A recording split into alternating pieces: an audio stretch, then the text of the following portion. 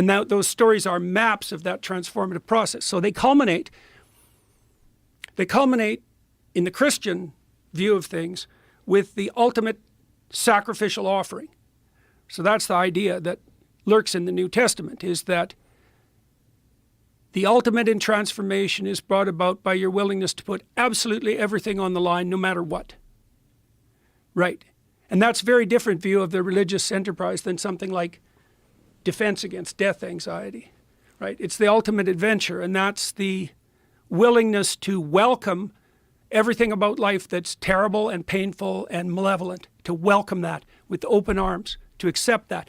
And that's predicated on a deeper idea even, which is that sacrifice is the basis of community, which is exactly right. Because you have to give up something to be in relationship to the future and to other people. Right. Right. So the biblical corpus is an examination of, what would you say, levels of sacrifice moving downward to the ultimate possible level of sacrifice. So in the Abrahamic story, Abraham is requested by God to offer up his son. Right. Now he gets him back. The threat isn't carried through. And what does that mean? It means, first of all, that everything in your life, no matter what it is, including your relationships, should be made subservient to the highest possible aim. It also means that a good father sacrifices his children to what's highest. That's the offering of your child to the world, the faithful offering of your child to the world. That's what Mary does. There's a famous statue of Mary in St. Peter's in Rome. Michelangelo made it when he was like 23, some ridiculous early age. Brilliant statue. Mary is holding the body of her son, broken, in her arms, looking serene. He's an adult, off the cross. It's like the female crucifixion. And the idea is that the good mother, the proper father, offers their children to be broken by the world in the pursuit of what's highest. There it is. Yeah. He was 23 when he made that? That is insane. Oh, God. What were you doing when you were 23? Telling shitty jokes. Single block of marble. Yeah, and so see that's an indication of sacred femininity, because see, the psychoanalyst said in the early part of the 20th century that the good mother necessarily fails. And so what does that mean? Well, every woman who brings a child into the world knows that the child is going to be broken by death and malevolence. Right? And so motherhood in its highest aspect is the offering of the child to the world to be broken. That's what's portrayed in the Abrahamic story too, with regards to Abraham. To get your child back, you offer them to the world. That's a profound indication of faith, right? That life is worthwhile despite its suffering and its evil. And it's so good. Like the work, like look at his foot. Just look at the detail on the way the toe bends, the heel. It's insane how good it is.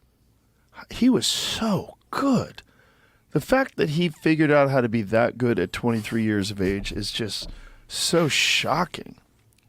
Well, also so inspiring, you know. So inspiring, but stunning. Like stunning how good it is.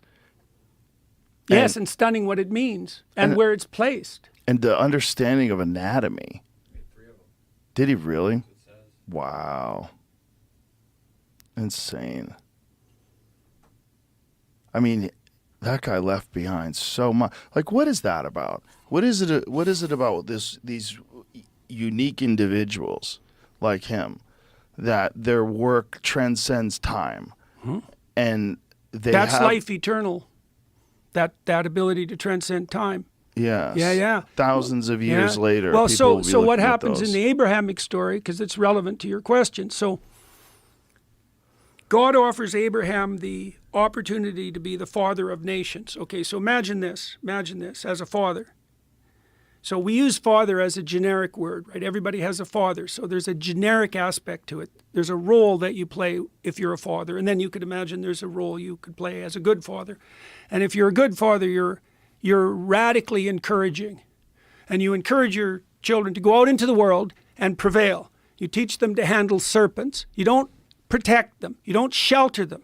You push them out and you say, no matter what comes your way, kid, I've got confidence that you can handle it. No matter how terrible it is, no matter how challenging or daunting or malevolent it is, you've got it. And when you see your children doing that, if you're a good father, it fills you with what? It fills you with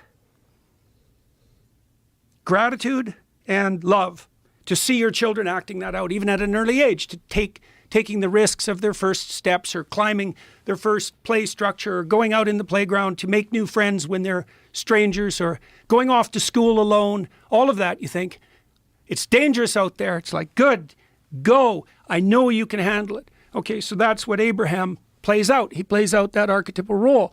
And the idea there, and this is why I made reference earlier to the idea of the selfish gene. Dawkins characterized human reproduction as selfish. That's wrong, because the human reproductive pattern is multi-generational. And if you want to establish the pattern of fatherhood that's going to cascade down the generations, that will make your descendants successful in the multi-generational manner, then you follow the spirit of adventure and you imbue your children with that confidence.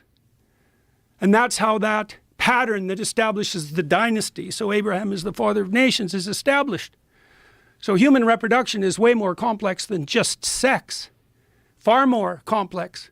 It's a multi-generational commitment. So now the promise that God makes to Abraham in part is that if you fall into that pattern of maximal adventure and courageous movement forward, that your life is imbued with a meaning that transcends time, and that you embody something like an archetypal and eternal spirit. And that's the spirit of the Father.